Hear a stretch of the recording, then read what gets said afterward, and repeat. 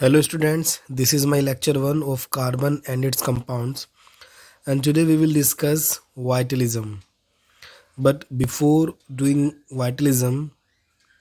starting vitalism, we will discuss some other things. Like first of all, we will discuss that how will you introduce carbon and why is this so important. Carbon इतना important क्यों है, हम इसको अलग से क्यों study कर रहे हैं, इसके लिए अलग से एक ब्रांच बनाई गई है कार्बन के लिए, कार्बन को स्टडी करने के लिए ऑर्गेनिक केमिस्ट्री। सो इसकी ज़रूरत क्या थी? तो देखिए, पीरियोडिक टेबल पीरियोडिक टेबल में अभी तक हम टोटल वी हैव डिस्कवर्ड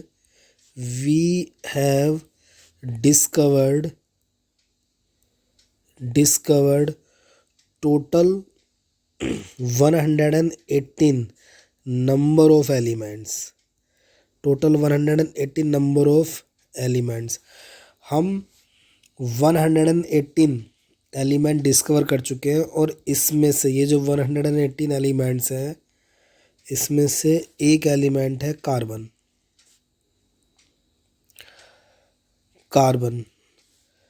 इसके अकेले के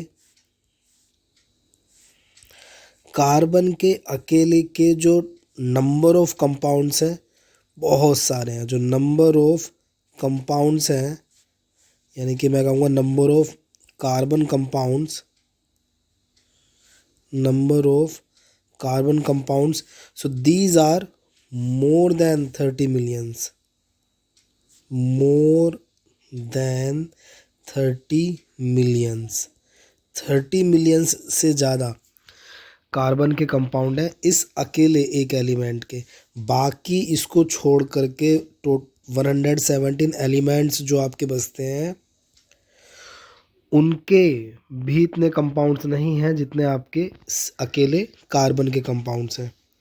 अगर बात करें कुछ कंपाउंड्स की कि कार्बन आपको कहाँ कहाँ मिलेगा, सो कुछ कंपाउंड्स में, जैसे कि मैंने कहा आपका क्लोथ्स है, प्लास्टिक पेन, पेपर, सोप, आपकी टेलीविज़न स्क्रीन या फिर कंप्यूटर स्क्रीन या फिर आपकी मोबाइल स्क्रीन्स हैं, ड्रग्स हैं, फूड प्रिजर्वेटिव्स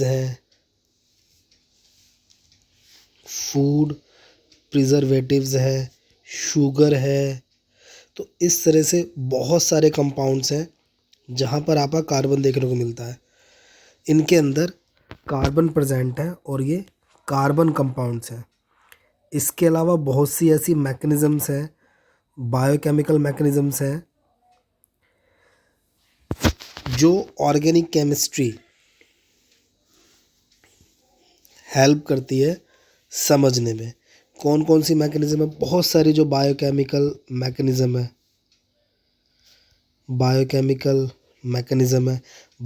मैकेनिज़्म मीन्स जो एनिमल्स और प्लांट्स के अंदर चल रही हैं। जैसे मैंने कहा डाइजेशन ऑफ फूड है, इवन कार्डियक अटैक है, हार्ट अटैक जिसको बोलते हैं, कार्डियक अरेस्ट, या फिर आप बोल सकते हैं इसको कार्डियक अरेस्ट। सो बहुत सारी बायोकेमिकल मैकेनिज़्म ऐसी हैं जो ऑर्गेनिक केमिस्ट्री के अंदर ही आप स्टडी करते हो। अब यहाँ पर अगला क्वेश्चन ये आएगा कि कार्बन के अंदर ऐसी क्या प्रॉपर्टी है कि वो इतने सारे कंपाउंड्स फॉर्म कर रहा है आउट ऑफ 118 एलिमेंट्स। तो देखिए, इतने सारे कंपाउंड्स क्यों फॉर्म कर रहा है? कार्बन के अंदर एक पिक्यूलियर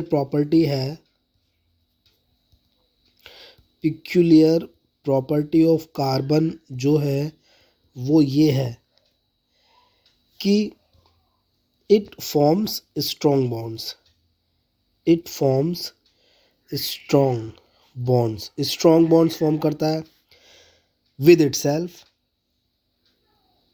विद इटसेल्फ अपने साथ भी, एंड विद अदर एलिमेंट्स, जो दूसरे एलिमेंट्स हैं उनके साथ भी क्या करता है, स्ट्रॉन्ग बॉन्ड फॉर्म करता है। चाहे मैं कहूँ कार्बन कार्बन बॉन्ड, ये भी स्ट्रॉन्ग है। मैंने कहा कार्बन नाइट्रोजन बॉन्ड, ये भी स्ट्रॉन्ग है। कार्बन हाइड्रोजन बॉन्ड, ये भी स्ट्रॉन्ग है।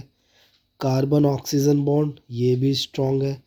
So carbon carbon sulphur bond, this is also strong. So इस तरह से बहुत सारे बॉन्ड्स हैं। कार्बन खुद के साथ फॉर्म करता है, वो भी स्ट्रॉन्ग बॉन्ड बनाएगा। दूसरे एलिमेंट्स के साथ वो बॉन्ड बनाएगा, वो भी कैसे होंगे, स्ट्रॉन्ग बॉन्ड ही होंगे। दूसरी क्या प्रॉपर्टी है इसके अंदर, एक तो ये हो गया कि कार्बन स्ट्रॉन्ग बॉन्ड फॉर्म कर रहा है। दूसरा, कार्बन जो है वो रिंग कंपाउंड्स भी फॉर्म कर सकता है, रिंग कंपाउंड्स भी फॉर्म करता है। जैसे कि क्लास 9th में आपने पढ़ा होगा बकमिंस्टर फ्यूलिरीन, बकमिंस्टर फ्यूलिरीन आपने पढ़ा होगा क्लास 9th में। फ्यूलिरीन आपने पढ़ा था C60। तो इसमें क्या था, 60 कार्बन एटम्स की एक रिंग थी, 60 कार्बन एटम्स की एक रिंग आपने पढ़ी थी। इस तरह से आपने पढ़ा होगा बेंजीन, बेंजीन आपने, मैं बना के दिखा दूँ, C6H6, ये बेंजीन, बेंजीन कैसे बनेगा, इस तरह से आपने HC, CH, CH, CH, CH, CH, ये आपका बेंजीन है। तो जो कार्बन है वो रिंग कंपाउंड्स भी फॉर्म करता है, और कार्बन ओपन चेन कंपाउंड भी फॉर्म करता है, open chain compound, open chain compounds भी फॉर्म करता है कार्बन। ठीक है, जैसे मैं बात करूं सोप की, तो सोप में एक फॉर्मूला है, लाइक मैंने कहा C17H35 और COONA। ठीक है, ये एक सोप का फॉर्मूला है। तो इसमें जो कार्बन की चैन होगी वो कितनी होगी, आप देख रहे हैं यहाँ पे 17 कार्बन तो ये रहे और एक कार्बन है, टोटल 18 कार्बन है, जो एक बहुत लंबी चैन बनाएंगे। 17 कार्बन, 1 2 3 4 5 6 7 8 9 10 11 12 13 14 15 16 17। तो 17 कार्बन तो हमारे ये हो गए, कौन कौन से, 1 2 3 4 5 6 7 8 9 10 11 12 13 14 15 16 17। और एक जो कार्बन होगा वो ये वाला होगा, COONA, 18th कार्बन मेरा हो गया ये। तो ये सोप का फॉर्मूला है। तो इसमें देखिए कार्बन की जो चैन है ये बहुत लंबी चैन कार्बन ने फॉर्म की, तो इस तरह से कार्बन लॉन्ग स्ट्रेट चेन भी फॉर्म कर सकता है, लॉन्ग स्ट्रेट चेन। कौन सी चेन, कार्बन कार्बन चेन। तो ये प्रॉपर्टी है कार्बन के अंदर कि कार्बन एक तो स्ट्रॉन्ग बॉन्ड फॉर्म कर रहा है, दूसरा वो रिंग कंपाउंड भी फॉर्म कर सकता है, लॉन्ग चेन कंपाउंड भी फॉर्म कर सकता है खुद के साथ भी बॉन्ड बना करके, या फिर जो दूसरे एलिमेंट्स हैं उनके साथ बॉन्डिंग करके। तो ये प्रॉपर्टी है आपकी कार्बन की, जिसके वजह से इसके जो कंपाउंड्स हैं, नंबर ऑफ कंपाउंड्स हैं वो इतने सारे हैं कि बाकी एलिमेंट्स के भी इतने नहीं हैं कंपाउंड्स। चलिए आगे डिस्कस करते हैं। तो ये हम बताएंगे कि कार्बन इतना इम्पोर्टेंट क्यों है। अब अगला टॉपिक लेंगे, दिस इज आज का हमारा टॉपिक है वाइटल फोर्स थ्योरी और वाइटलिज्म। तो देखिए वाइटल फोर्स थ्योरी या वाइटलिज्म है क्या चीज़। अगर हम बात करें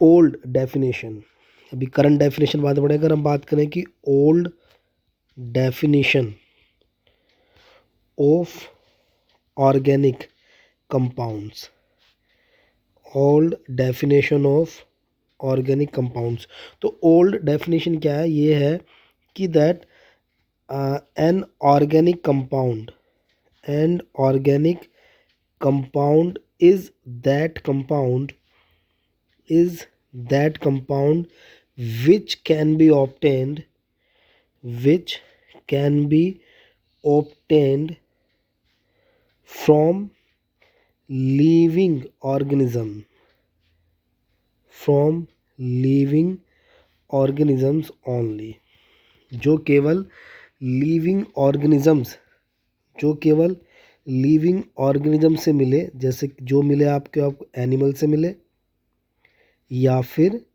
प्लांट से मिले, वो ही ऑर्गेनिक कंपाउंड है, अदरवाइज वो ऑर्गेनिक कंपाउंड नहीं होंगे। एनिमल से क्या मिलेगा, जैसे लाइक यूरिन है, प्लांट से लाइक प्लांट वैक्स है, प्लांट वैक्स है। तो इस तरह की चीज़ें जो एनिमल से मिल रही है, प्लांट से मिल रही है, वो क्या होंगी, वही ऑर्गेनिक नेचर की होंगी। और ये हमारी ओल्ड डेफिनेशन है और वाइटलिज्म इसी से ही रिलेटेड है। अभी वाइटलिज्म या वाइटल फोर्स थ्योरी है क्या, इसका बारे में डिस्कस करते हैं। न्यू डेफिनेशन अभी हम डिस्कस करेंगे बाद में, बट पहले हम डिस्कस करेंगे ओल्ड डेफिनेशन। सो देखिए, वाइटल फोर्स थ्योरी के अकॉर्डिंग क्या है, मैं बात कर रहा हूँ वाइटलिज्म की।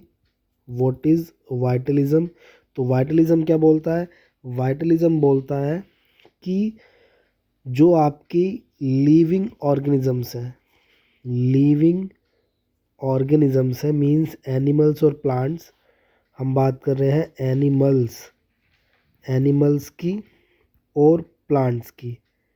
तो एनिमल्स और प्लांट से जो कंपाउंड मिलेगा, इनसे लिविंग ऑर्गेनिज्म से जो कंपाउंड मिलेगा आपको, that will be organic, that will be organic in nature, वो नेचर में कैसा होगा, ऑर्गेनिक होगा।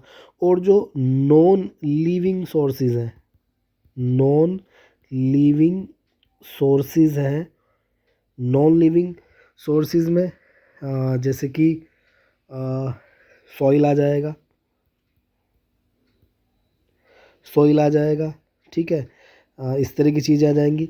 तो यहाँ से जो कंपाउंड मिलेगा आपको, यहाँ से जो कंपाउंड मिलेगा वो आपका इनऑर्गेनिक होगा नेचर में, इनऑर्गेनिक इन नेचर, नेचर में क्या होगा, इनऑर्गेनिक होगा। तो यहीं पर ये टर्म ली गई थी। अब जो लिविंग ऑर्गेनिज्म है, आपको पता है living organism can breathe, can reproduce, can grow, ठीक है। तो लिविंग ऑर्गेनिज्म के अंदर एक प्रॉपर्टी है, लिविंग ऑर्गेनिज्म के अंदर ऐसा वाइटलिज्म में कंसीडर किया गया है कि living organisms has a vital force, living organism has a vital force, and that's why they can produce those compounds which are organic in nature. Now non living sources like soil does not possess this vital force, soil के अंदर ये vital force नहीं है, इसलिए वो जो compound आपको non living sources से मिलेगा उसका नेचर ऑर्गेनिक नहीं होगा, उसका नेचर कैसा होगा, उसका नेचर होगा inorganic. And this is vital force theory, और you can say vitalism. So according to vitalism, a vital force is required to produce a compound which is organic in nature, and this vital force is found only in living things according to vitalism. So ये theory थी आपकी, लेकिन क्या ये theory अभी भी available है, क्या ये थ्योरी आप अभी भी कंसीडर करते हो, नहीं। अब हम इस थ्योरी को कंसीडर नहीं करते, क्यों, क्योंकि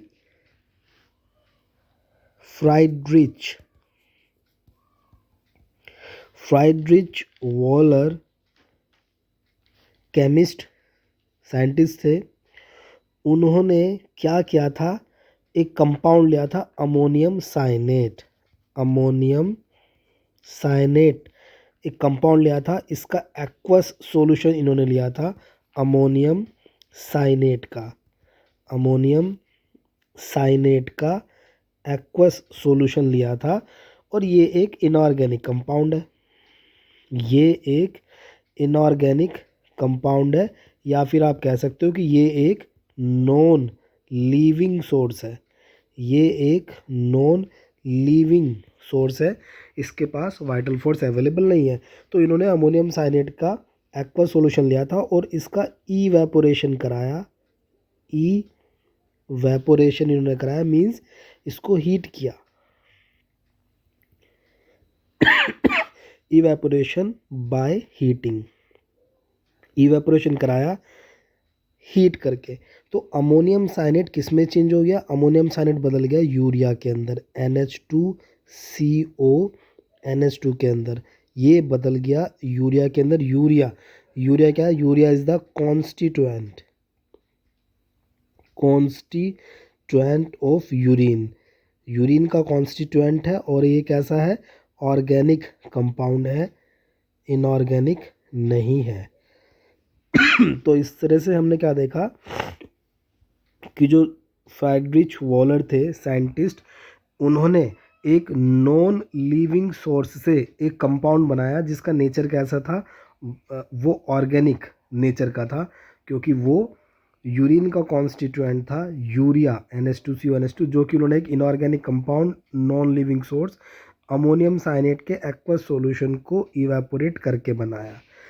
तो यहाँ से फ्राइडरिच वॉलर का ये जो कॉन्सेप्ट था, इसके बाद जो वाइटलिज्म का कॉन्सेप्ट था वो कैंसिल हो गया। So it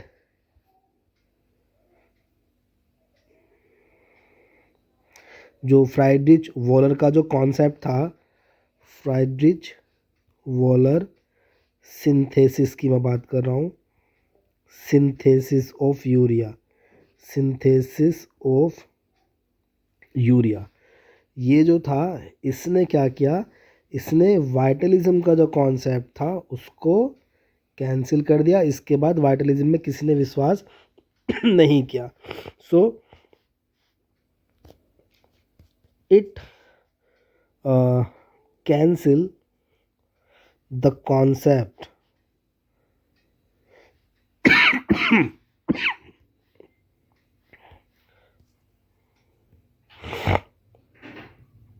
the concept of vitalism. जो वाइटलिज्म का कॉन्सेप्ट था उसको इसने कैंसिल कर दिया। इसके बाद वाइटलिज्म हम लोग अब कंसिडर नहीं करते हैं। सो ये वाइटलिज्म था। वाइटलिज्म किस तरह से अब नहीं है वो हमने डिस्कस किया। आगे देखते हैं। Now the next thing is how will you define organic chemistry. तो देखिए, ऑर्गेनिक केमिस्ट्री की जो ओल्ड डेफिनेशन है वो तो हमने देख ली कि ओल्ड डेफिनेशन किस पर बेस्ड थी। ओल्ड डेफिनेशन बेस्ड थी आपकी वाइटलिज्म पे। अब हमारी करंट डेफिनेशन क्या है, अभी हम क्या बोलते हैं, हम बोलते हैं that organic compound, organic compound कौन सा होगा, ऑर्गेनिक कंपाउंड होगा दैट कंटेन, ऑर्गेनिक कंपाउंड होगा that contains the element carbon, जिसके अंदर कार्बन प्रेजेंट हो वो आपका ऑर्गेनिक कंपाउंड होगा। और इनऑर्गेनिक कंपाउंड कौन सा होगा, जिसके अंदर कार्बन प्रेजेंट नहीं होगा, that does not contain the element carbon, जिसके अंदर कार्बन प्रेजेंट ना हो वो इनऑर्गेनिक कंपाउंड होगा, और जिसके अंदर कार्बन प्रेजेंट होगा वो उसको हम बोलते हैं organic compound. Now what is organic chemistry. So organic chemistry, अब हम बात करते हैं कि what is meant by organic chemistry. So organic chemistry is the branch of chemistry in which we study, in which we study the properties, we studies the properties, physical and chemical,